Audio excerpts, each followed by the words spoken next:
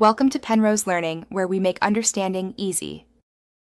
You start by preparing the app and device, enable developer options and USB debugging for live tests, and add the Android X gesture or motion layout dependency in build. Gradle. Once done, choose the view that will receive swipes, for example recycler view or a custom view. Now create a gesture detector or use item touch helper for lists. This gives you velocity and direction detection. Make sure to set on touch listener on the target view and forward events to the detector right away so you can observe behavior. You implement the core logic by subclassing gesture detector. Simple on gesture listener or by overriding on move / on swiped in item touch helper. Callback.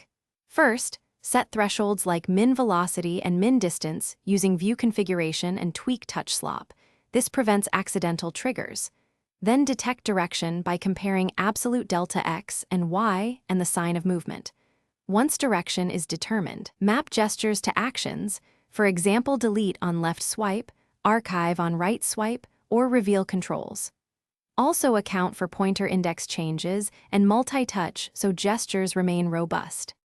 You finish by adding polished animations and final state changes. Use item touch helper or view property animator to slide, fade, or reveal actions, then commit model changes and notify your adapter or view model. Make sure to restore view state for canceled gestures so items don't appear half-swiped.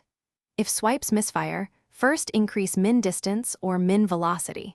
Next, prevent parent views from intercepting touch events by calling request disallow intercept touch event true. Finally, test across devices and screen densities to ensure consistent behavior. Thanks for watching. If this was helpful, leave a like and consider subscribing. See you next time.